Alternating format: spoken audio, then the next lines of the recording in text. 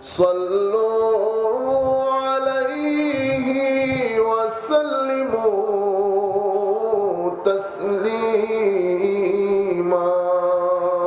اللهم صل على سيدنا مولانا محمد وعلى آل سيدنا مولانا محمد।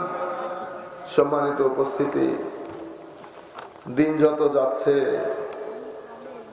সবকিছুর মধ্যে কেন যেন ভেদাভেদ চলে আসতেছে।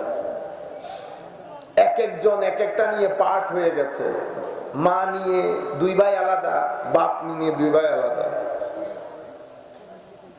এক ভাই নিয়ে দুই ভাই আলাদা, আর এক বোন নিয়ে দুই ভাই আলাদা, সবকিছুর মধ্যে আলাদা। বড় আজীব লাগে আমার।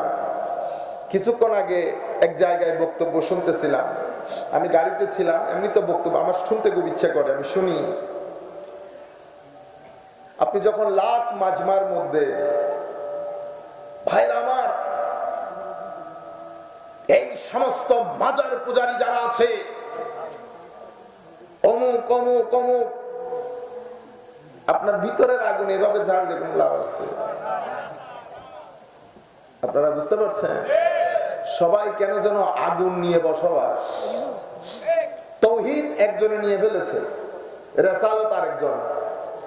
যিনি তৌহিদ নিয়েছেন উনি কোনোভাবে নবীর সম্মান বলবেন না, ওয়াদা করে ফেলেছেন। আর যিনি নবীর সম্মান বলবেন ওয়াদা করেছেন, উনি কোনোভাবে তৌহিদ নিয়ে আলোচনা করবেন না। দরুদে পাক ওইটা নিয়েও ডিভাইড হয়ে গেছে। কেউ নিয়তে একনিষ্ঠতা। আমরা অনেক বড় বড় কাজ করি, নামাজ পড়ি প্রত্যেক দিন। দেখেন, একটা হচ্ছে নামাজের নিয়ত, আর একটা সেই নিয়তেরও নিয়ত আছে। আমরা মসজিদে ঢুকি, মসজিদেরও নিয়ত আছে। আপনারা বুঝতে পেরেছেন? মসজিদের মধ্যে যখন ঢুকি আমরা, মসজিদের ঢুকার দোয়া কি? মসজিদের বাইরে লেখা থাকে আল্লাহুম্মা ইফতাহ লি আবওয়াব লেখা থাকে না?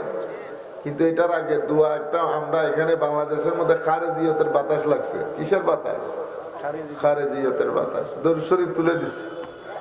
আমার নবীকে সালাম না দিলে আল্লাহ রহমতের দরজা খুলে না। রহমতের দরজা খুলতে হইলে আগে আমার নবীর দরবারে সালাম দিতে হয়। সেই কারণে আগে দরুদ শরীফ আল্লাহুম্মা সাল্লি আলা সাইয়্যিদিনা, এরপরে আল্লাহুম্মা ইফতাহ লি আবওয়াব রাহমাতিক। আপনারা বুঝতে পেরেছেন? এটা নামাজে মসজিদে ঢুকা দোয়া। তো মসজিদে ঢুকার একটা নিয়ত আছে না? আমি কেন ঢুকতেছি? আপনারা মনে করেন আমরা সবাই করি এই নিয়ত, নামাজের জন্য ঢুকতেছি, কিন্তু এই নিয়তের একটা নিয়ত আছে, যে নিয়তের কারণে নামাজের কোয়ালিটির মধ্যে ফারাক চলে আসে। সেটা কি? আল্লাহ, তোমার ঘরে যতক্ষণ পর্যন্ত থাকবো তুমি তোমার হেফাজতের চাদর দিয়ে আমাকে আবৃত করে রাখিও, আর তোমার নৈকট্যের নূর দান করি। ওইটাও নিয়ত।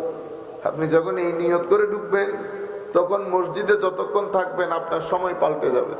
আপনি মসজিদে বসে বসে কথা কেন বলেন? কারণ আপনি ঢুকের সময় নিয়ত করে ঢুকেন নাই। আপনি বিসমিল্লাহ করে সবাই ঢুকতেছে, আপনিও ঢুকে গেছেন। কি কারণে? এখন নামাজ পড়বো। মনে রাখবেন, ওই নিয়তেরও একটা নিয়ত আছে।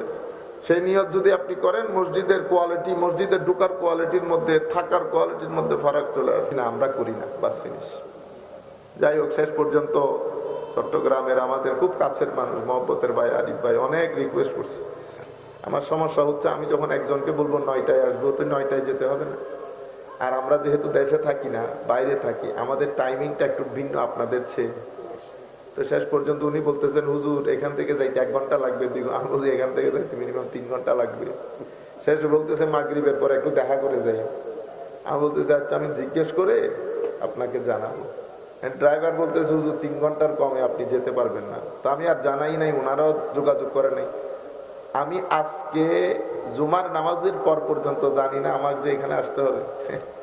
আমি তো ওষুধ খাইয়া বেহুশ হয়ে আছি। পরে চিন্তা করলাম, এই ছেলেগুলা এত কষ্ট করে দাওয়াত দিল, দূর করে যাই, বিসমিল্লাহ। তো আইসা তো মহা মুসিবত, রাস্তার মধ্যে জ্যাম ট্যামের করে। যাই হোক, শেষ পর্যন্ত আল্লাহ এনেছেন। আমি আল্লাহ যদি তৌফিক দান করেন, আপনারাও যদি মনে করেন, আমরাও যদি দেশে থাকি, আগামীবার ইনশাআল্লাহ আপনাদের সাথে দেখা হবে। সবাই দোয়া করবেন আল্লাহ যেন আমাদের সবাইকে হেফাজতের সাথে, আমন আমানের সাথে রাখেন এবং প্রত্যেক রুগ্ন ব্যক্তিকে যেন আল্লাহ শেফায়ে আজলা কামেলা দান করেন। ওয়া মা আলাইনা ইল্লাল বালাগুল মুবিন। আসসালামু আলাইকুম ওয়া রাহমাতুল্লাহি তাআলা ওয়া বারাকাতুহু। ধন্যবাদ সবাইকে।